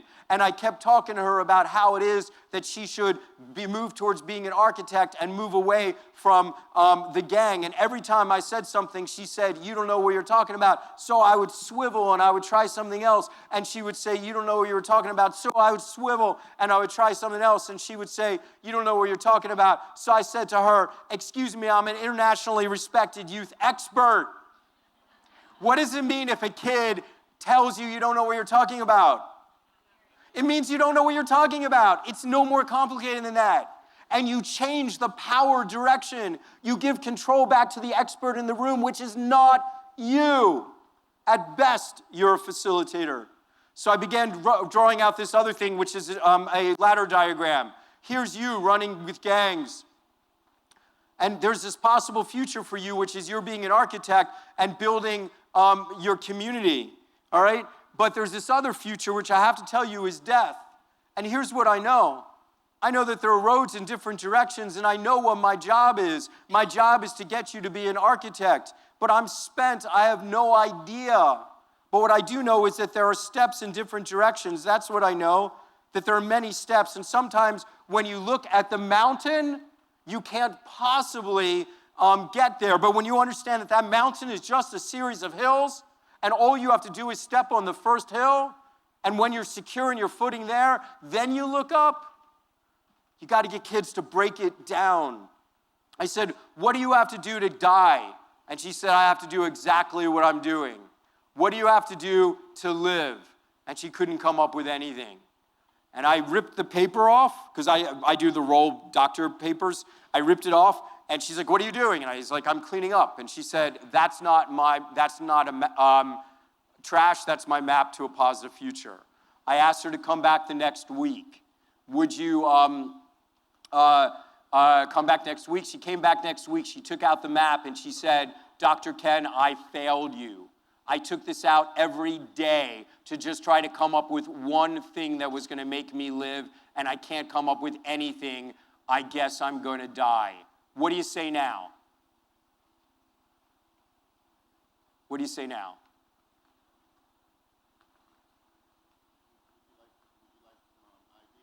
Would you like some ideas? I tried that last week. It didn't work. I got to give her the power. What did she do, guys? She came back.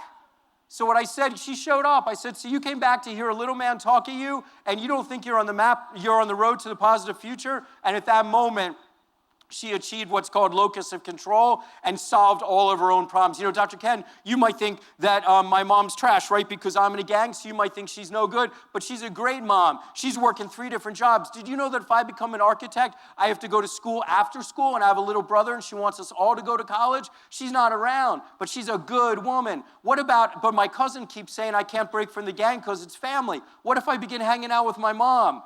Good idea. And we got the mom in next week. We had a family contract. This kid made it to college. Break it down. Honor the intelligence that they do have. Every mountain is a series of hills. Last big concept. Resilience is about learning to cope in a positive way with life's inevitable stressors. We're going to do our greatest good by raising youth with a wide repertoire of positive coping strategies. Stress is incredibly uncomfortable. It makes you sweat, it makes you smell, makes you not be able to think clearly. It's so uncomfortable, you got to do something about it. Doing something about it is called coping. The things that are negative coping strategies, it's not that they don't work. That's not why they're called negative. They're called negative because they end up creating more stress in your life. Whereas positive coping strategies are tough to get to. But when you get there, you ultimately have relief. So tell me, when I'm working with a young person who is on drugs, I don't shame them, I congratulate them. I congratulate them for having come up with something that works. And in a healing and loving process, I invite them to consider shifting directions. And then at Covenant House, Pennsylvania, and at Covenant Houses actually throughout the country, we give them coping strategies to be, I am more likely to give you an art book than I am to give you Risperdal in terms of being able to cope. Because what I want is the path of least resistance to be right there towards the positive coping strategies. In my workshop, I'm going to give a comprehensive plan, but I just want to get a few basic points. Connection is the most important strategy there is. There's nothing I have to say that's more important than a human connection. Next, we got to help kids define the stressor, guys. These 3 questions represent mental health on one slide. All right? The first question, hey, this thing that's bothering me right now, can it kill me? Because as long as your amygdala goes off and believes you're in danger, you will never be able to make decisions. You've got to be able to say, is this a real tiger or a paper tiger? But let me tell you something. It's not as simple as talk. I, who write books about this stuff, have not been able to talk myself down in the last week. All right? So it's also about knowing how to manage your body and have your physiology get the blood back to the healthy part of the brain. We're going to talk about that in the workshop, but I can't present it now, but it's more than just saying it, but saying it is the first step. Next, knowing that bad things are temporary. How many of you had grandmothers who said something to you like, always say to yourself, this too shall pass? Yes? Right? So this is really important. When things are bad, to just remember, how am I going to feel in a week? How am I going to feel in a month? And then the last one is to know that sometimes good things are permanent. Especially for people who've been through it, when good things begin happening in their lives, they can't believe that it's going to stick. And as a result, they begin self-sabotaging. They begin hurting themselves so that others don't hurt them. And that's what we have to help people understand. Sometimes good things are really, really possible. How are we, at the end of this talk, how are we going to judge our success? Hopefully, we can make sure that our models are so moving forward into the next administration, that the words of Mr. Lopez will never be forgotten. That our kids are not broken, that we are the loving individuals who see them as they deserve to be seen. And we do this. And we also understand that they're not naive or stupid, that what we have to do is communicate with them in a way and give them opportunities to have control back in their lives, which is what I just gave you the tiniest taste of the different kind of ways we can work with kids to do that. But how are we going to judge our success? Go ahead, do the easy measurements. You know, you have to report to government agencies. These are what government agencies like. Extrication from exploitation, grades, housing, meals, jobs, graduations, reunifications. We should do that. They matter. We also want to prove that adolescents are capable of healing from trauma. Do you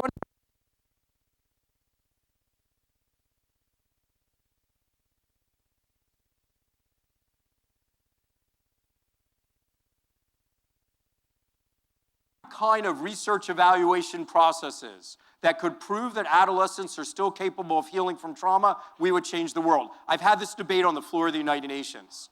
The people in this room alone could change international policy to continue to protect kids by helping our young people know that they're worthy of being loved.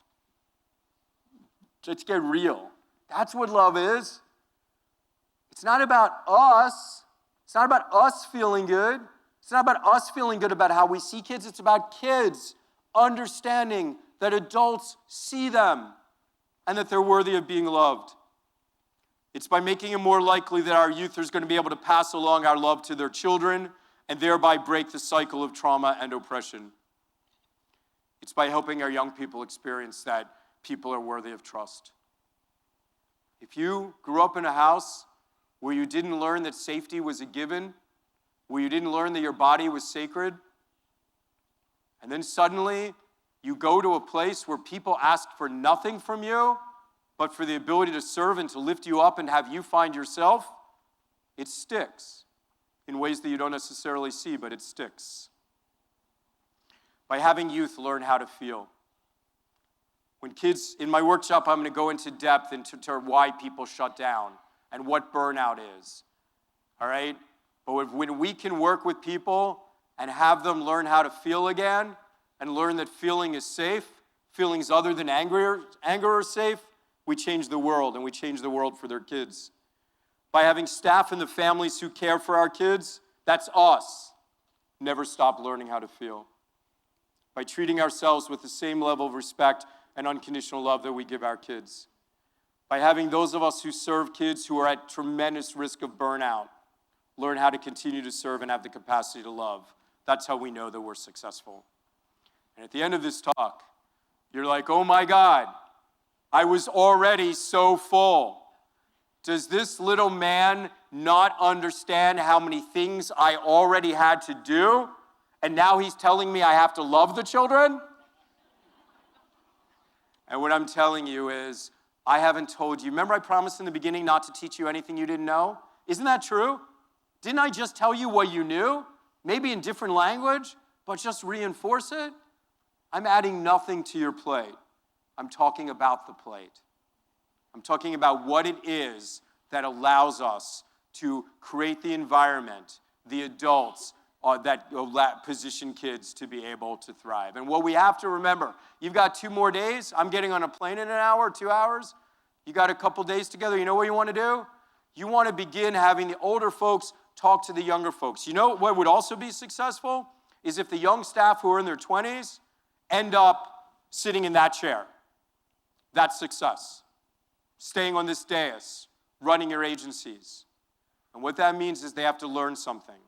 They have to learn something very early, which is that we plant seeds for trees under whose shade we never sit. And if you ask kids, and if you have kids who come back when they're 27 years old, and you say, hey, what worked for you? They'll say things like, it was when Mr. Raphael made me understand that I wasn't trash. It was when Mr. Tim made me understand that I was worth something. It was when Miss Colleen, who didn't know me from a can of paint, wouldn't let go. I looked like I wasn't listening. Tell the older people in this audience, partner with a younger person and tell them your story. The time you're at a grocery store and a girl comes up to you, she's maybe 29, 30 years old. She says, hey, Dr. Ken, remember me? And you don't, but you pretend that you do. And you say, I don't know, your face looks really warm. I know I've worked with you or know you. And then she says, well, listen, you may not have recognized me because I was really a knucklehead when I was with you. And I looked a lot like I wasn't listening, but I was. I was listening the whole time. Linda? Dr. Ken, Linda is my 8-year-old daughter, and I'm a good mom, and I love her, and she is safe and she is secure. Say hello, Linda, to Dr. Ken. I'm so proud of her. And you know where I learned to be a good mom? It was at the Covenant House, even when I sounded like I wasn't listening. Thank you, guys. Have an excellent day.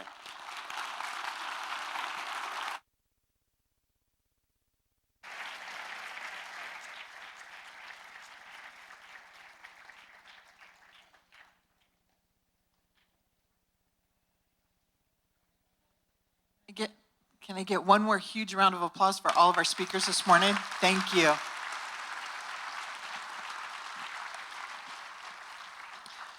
Good morning. I'm Lori Jackson with the National Safe Place Network and RHY, and I just have a few housekeeping announcements for you this morning, and I will let you go off to your workshops. So want to share, I know that folks are on their own for lunch today. There are several places around the property that you can have lunch. They are going to do a special grab-and-go lunch in the lobby by the deli if you want to take part of that. I know that sometimes we're all on per diem, so that will be reasonably priced. So if you want to take advantage of that, it's a sandwich and chips and a piece of fruit. So that will be over by where you checked in for registration for this event. Want to remind everybody that your stipend forms, because we've been asked that question a lot already, are in your conference bags. So you have that information, fill that out, and return that to the RHY office, and we'll get that taken care of for you too at the end of conference before the end of the year. All of the RHY staff are in these yellow shirts and have red name badges. So as you go through the event over the next few days, if you have any questions, anything that you need, be sure to tag one of us. Let us know. We're here to help you. We're here to answer your questions, whatever you need. Make sure that you let us know. There will be a reception this evening. Make sure that you wear your name badge to that event. It will be back on the Breckenridge deck, and we're looking forward to lots of fun and exciting times with that. So we look forward to seeing you there as well. There will be, and in your packets you have CEU forms and certificate of attendance forms. So if you need those, fill those out and you can turn those in at the conference registration information desk. And that's back in the lobby as well. So finally, I want to share, for those of you who were here last year, you know that this occurred. The AIR group and has a exhibit in the lobby with the exhibits. They will also be doing one-on-one meeting appointments like they did last year if you have questions about RHY and the data transfer. So you can sign up for those at the exhibit, the AIR exhibit in the lobby if you want one of those. Those will be at this afternoon from 2:30 to 3:15 or 2:30 to 5 tomorrow. But you will need an appointment, so make sure that if you have questions about that and you would like one of those, that you go to the AIR exhibit and sign up with John or with Peter, okay? Awesome. Again, we are glad you're here. Welcome. We hope that you have a fabulous conference. Huge thanks to the commissioner and to Debbie and to Dr. Ken for their fabulous remarks this morning.